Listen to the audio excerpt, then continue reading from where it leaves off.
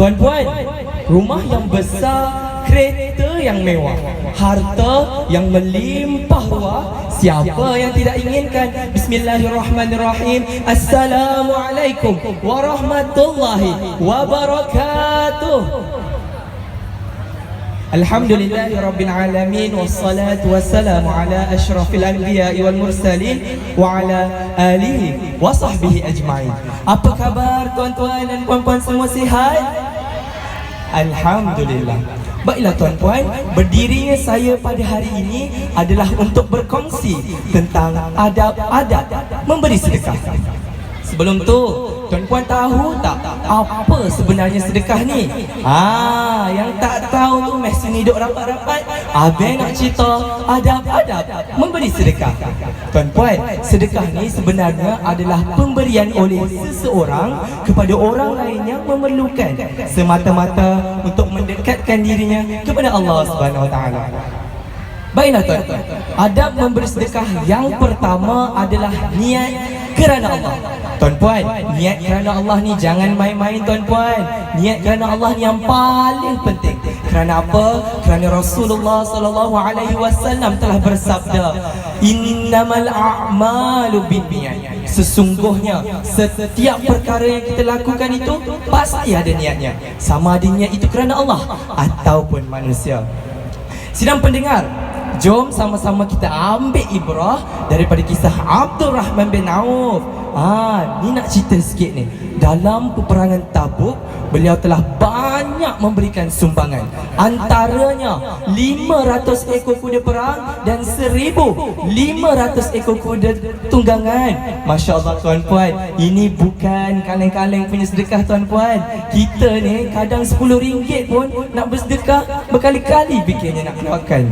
Tapi tuan-puan, walaupun harta yang dikeluarkan oleh beliau sangatlah banyak, tapi beliau tidak pernah tergolong dalam golongan yang fakir ataupun miskin. Kerana apa? Kerana seperti yang telah saya katakan, niatnya yang ikhlas kerana Allah yang satu. Jadi tuan-puan dan puan-puan sekalian, lepas ni kalau nak bersedekah, pastikan niat kita kerana Allah yang satu, bukan kerana makcik kantin ataupun jiran belakang rumah kita. Baiklah tuan-puan, adab memberi sedekah yang kedua adalah tidak menyebut-nyebut. Tuan-tuan dan puan-puan sekalian, sesungguhnya Allah Subhanahu Wa Taala telah berfirman di dalam surah Al-Baqarah ayat 264 yang berbunyi, A'udzubillahi minasyaitonirrajim. Ya ayyuhalladzina amanu la tubtilu sadaqatikum bil manni wal adha. Sadaqallahul azim.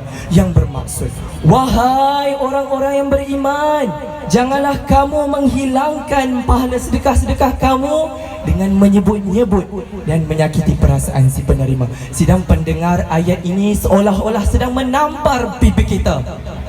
Ayat ini juga seolah-olah terkena tepat pada batang hidung kita, yang kadang-kadang suka bersedekah tapi sayang suka sebut-sebut kepada orang lain. Tuan-puan dan puan-puan sekalian, ayuh sama-sama kita pejamkan mata. Saya ingin bawa tuan-puan semua untuk menggimas kembali seorang insan yang bernama Siti Sarah Raisuddin. Saya tahu tuan-tuan dan puan-puan semua pasti kenal insan yang bernama ini. Tuan-puan, pernahkah kita mendengar beliau mendedahkan sedekah-sedekah beliau?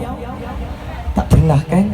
Tapi tuan-puan, sebenarnya dalam senyap-senyap beliau pernah meninfakkan puluhan ribu ringgit buat saudara Palestin kita di sana, yang anak-anaknya dibunuh, rumahnya diroboh, keluarganya diroboh. Allahu Rabbi. Tapi kita tak tahu tuan-puan. Kita hanya tahu segala sedekah beliau setelah beliau pergi meninggalkan kita. Masya Allah, betapa ini dah cukup tuan-puan untuk saya buktikan bahawa selama ni beliau tak pernah pun menyebut-nyebut, apatah lagi untuk menagih pujian dari manusia. Subhanallah. Tuan-puan, saya tahu ada yang tertanya, apa kelebihan kalau aku bersedekah ni? Masya Allah tuan-tuan dan puan-puan sekalian, tahu tak sebenarnya dengan kita bersedekah ni, boleh menghapuskan dosa-dosa kita yang lalu. Tuan-puan, kalau saya nak bercerita tentang dosa 5 minit pun dah cukup tuan-puan. Tapi apa yang boleh saya katakan, kita sebagai manusia yang lemah ni tak boleh lari daripada melakukan dosa. Kerana itulah kita digalakkan untuk sentiasa beristighfar kepada Allah. Jom beristighfar bersama-sama. Astaghfirullah Rabbal baraya, astaghfirullah minal khataya. Amin amin ya rabbal alamin. Sidang pendengar, sebelum saya mengundurkan diri, marilah sama-sama kita bersedekah kepada sesiapa sahaja, walaupun RM1 sehari. Kerana apa tuan-puan? Ingat pesan saya tuan-puan, dalam rezeki kita ada juga rezeki orang lain. Sekian, wabillahi taufiq wal hidayah. Wassalamualaikum warahmatullahi wabarakatuh. Okey, itu tadi persembahan daripada Luqmanul Hakim bin Muhammad Asri dengan tajuk Adab Bersedekah. Beliau merupakan pemenang